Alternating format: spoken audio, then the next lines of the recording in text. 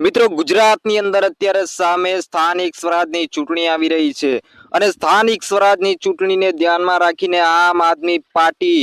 ગુજરાત આમ આદમી પાર્ટીએ પોતાના વિવિધ વિસ્તારની અંદર આમ આદમી પાર્ટીએ મોટી મોટી 3 જંગી સભાઓ યોજી ચૂકી છે। તેમાં આમ આદમી પાર્ટીના રાષ્ટ્રીય સંયોજક અને દિલ્હીના પૂર્વ મુખ્યમંત્રી અરવિંદ કેજરીવાલ તેમજ પંજાબના મુખ્યમંત્રી ભગવત માન પધાર્યા અને તેઓએ જે રીતે પહેલા દિવસે અમરેલીની અંદર જંગી સભા કરી, ત્યાં હજારોની સંખ્યાની અંદર પબ્લિક એકઠું થયું। તે જ રીતે બીજે દિવસે જામનગરની અંદર પણ હજારો પબ્લિક ભેગી થઈ। તે જ રીતે પછી એક આદિવાસી વિસ્તારની અંદર એટલે કે દાહોદની અંદર એટલે કે આદિવાસી વિસ્તાર ચૈતર વસાવાના ગઢની અંદર ફરી એકવાર તેઓએ કરી મીટિંગ, જેનું નામ હતું વિજય વિશ્વાસ સમારોહ। જે રીતે 3 જગ્યાએ જંગી સભાઓ કરવામાં આવીને ત્યાં હજારોની સંખ્યા એકઠી થઈ। તેને જોઈને લાગી રહ્યું છે કે આમ આદમી પાર્ટી સ્થાનિક સ્વરાજની ચૂંટણીની અંદર પોતાનો દમ બતાવવા માટે પોતાનો પ્રચાર પ્રસાર છે તે શરૂ કરી દીધો છે અને લોકો પણ સ્વયંભૂ પોતે આ મીટિંગની અંદર જઈ રહ્યા છે ને લોકોનો એક જ નારો છે કે હવે પરિવર્તન પરિવર્તન અને પરિવર્તન। તો શું મિત્રો, આમ આદમી પાર્ટી આ સ્થાનિક સ્વરાજની અંદર આ ચૂંટણીની અંદર કંઈક નવું કરવા જઈ રહી છે, ખૂબ મોટું કરવા જઈ રહી છે તેવું ક્યાંક ને ક્યાંક દેખાઈ રહ્યું છે। આમ આદમી પાર્ટી સ્થાનિક સ્વરાજની ચૂંટણી જાહેર થાય તે પહેલા જ પોતાના ઉમેદવારો છે તેનું લિસ્ટ જે છે જાહેર કરી દીધું છે। એટલે કે કહેવાય છે કે અત્યારે આમ આદમી પાર્ટીએ 460 કરતા પણ વધુ ઉમેદવારો છે તે જાહેર કરી ચૂકી છે। તો મિત્રો, આમ આદમી પાર્ટી સ્થાનિક સ્વરાજની ચૂંટણીને ધ્યાનમાં રાખીને આમ આદમી પાર્ટીના રાષ્ટ્રીય સંયોજક અરવિંદ કેજરીવાલ તેમજ ભગવત માન પંજાબના મુખ્યમંત્રી આ બંને ગુજરાત આવ્યા અને ગુજરાત આવીને ઠેર ઠેર જગ્યાએ મોટી મોટી સભાઓનું આયોજન કરી રહ્યા છે અને આયોજન કરીને આ સભાઓની અંદર સંબોધન કરી રહ્યા છે કે હવે સ્થાનિક સ્વરાજની ચૂંટણી આવી રહી છે, તેની અંદર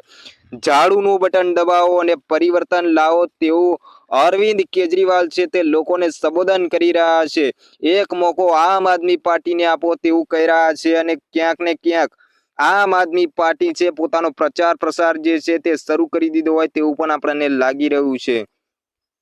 એટલે કે મિત્રો, આમ આદમી પાર્ટી છે તે હવે સ્થાનિક સ્વરાજની ચૂંટણીનો દમ બતાવવા માટે મેદાનની અંદર ઉતરી ચૂકી છે। સ્થાનિક સ્વરાજની ચૂંટણીમાં પોતાનો દબદબો વધારવા માટે થઈને આમ આદમી પાર્ટી જે રીતે અત્યારે એક્ટિવ થઈ ગઈ છે અને હવે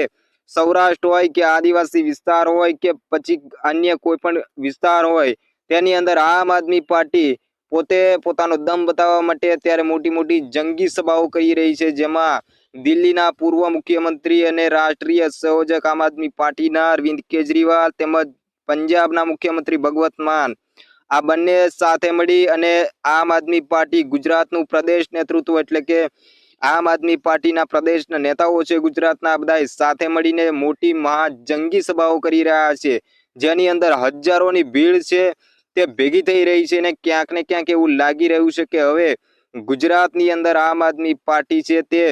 પ્રથમ વખત સ્થાનિક સ્વરાજની ચૂંટણી લડવા જઈ રહી છે અને આ પ્રથમ વખતની સ્થાનિક સ્વરાજની ચૂંટણીની અંદર ક્યાંક મોટું કરવા જઈ રહી હોય તેવું દેખાઈ રહ્યું છે। મિત્રો, અત્યારે એવા પણ સમાચાર મળી રહ્યા છે કે આમ આદમી પાર્ટી છે તે ભાજપને ફાઇટ આપશે તેવું પણ કહેવાઈ રહ્યું છે, પરંતુ જે રીતે પહેલાથી આપણે જોઈએ કે ગુજરાતની અંદર કોંગ્રેસ અને ભાજપની લડાઈ ચાલતી હતી, તો શું હવે આમ આદમી પાર્ટી અને ભાજપની લડાઈ ચાલશે? કારણ કે એ તો હવે આવનારી ચૂંટણીના જે પરિણામો આવશે એટલે ખબર પડશે કે કોણ કોની બી ટીમ છે ને કોણ કોની બીજા નંબરની પાર્ટી છે। જે રીતે વાતો ચર્ચાઈ રહી હતી ગુજરાતની અંદર કે આ ભાજપની બી ટીમ છે, તો આમ આદમી પાર્ટી કહી રહી છે કે કોંગ્રેસ ભાજપની બી ટીમ છે, તો એ બી ટીમ ને સી ટીમ વાળી વાતો અત્યારે ઓછી થઈ, પરંતુ કોઈ કહી રહ્યું છે કે કોણ કોની બીજા નંબરની પાર્ટી છે। એટલે કે ગુજરાતમાં ભાજપ બીજા નંબર એ કોંગ્રેસ જે છે એ બીજા નંબરની પાર્ટી છે કે પછી આમ આદમી પાર્ટી બીજા નંબરની છે, તો આ લડાઈ આવનારા સ્થાનિક સ્વરાજની ચૂંટણીના પરિણામોમાં આપણને જોવા મળશે કે અત્યારે કઈ પાર્ટી પોતાનો દમ બતાવે છે, પોતપોતાના વર્ચસ્વની લડાઈ હવે બનાવી લીધી છે।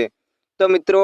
આમ આદમી પાર્ટી તમામ 12,000 સીટ પર એકલા હાથે ચૂંટણી લડવા જઈ રહી છે, કોંગ્રેસ સાથેના ગઠબંધનને પણ નકાર્યું। તો આમ આદમી પાર્ટી 12,000 સીટ પર પોતાના એકલા હાથે લડવા જઈ રહી છે ચૂંટણી। તો મિત્રો તમારું શું માનવું છે આમ આદમી પાર્ટીને લઈને તો કોમેન્ટમાં ચોક્કસથી જણાવજો। વિડીયો સારો લાગ્યો હોય તો વિડીયોને લાઇક કરજો, ચેનલમાં નવા આવ્યા હોય તો ચેનલને સબસ્ક્રાઇબ કરી લેજો।